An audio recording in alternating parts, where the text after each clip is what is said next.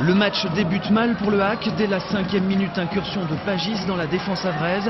Moses se présente seul face à Wenzel. Un lob astucieux et l'attaquant gardois lève les bras au ciel. Mais l'arbitre refuse son but pour une position de hors-jeu peu évidente. Une montée d'adrénaline qui réveille les Havrais. Solois bien placé dans la défense adverse sert Caveglia. Mais la passe destinée à Diallo est contrée par l'arrière-garde nîmoise. Denio récupère la balle, mais le tir rase la lucarne. C'est finalement à la 22e minute que les Havrais ouvrent le score à la réception d'un corner de Solois. Tête imparable de Sichelski malgré l'intervention désespérée de Ben Yachou. Dans les rangs nîmois, c'est la déception. On a été un peu timoré dans nos actions offensives. On n'a pas su se mettre en position. On est toujours en train de revenir en arrière. Au lieu d'aller provoquer. À la reprise, ça ne s'arrange pas pour les Gardois. Malgré cette tentative de charpenner, trop loin, sa frappe passe au-dessus de la transversale. Les Ciels et Marines ont toujours une défense impeccable, mais sont surtout très offensifs.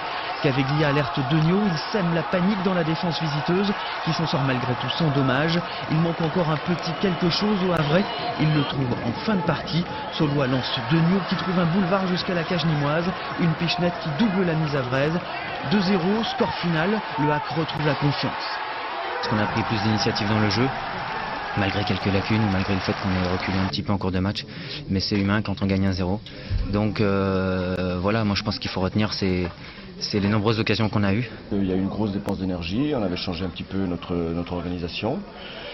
Mais il fallait malgré tout garder l'équilibre de l'équipe pour ne pas encaisser cette égalisation qui nous aurait été quand même un petit peu fatale. Hein. Donc on voulait tout en protégeant ce but marquer le deuxième, mais il fallait être attentif.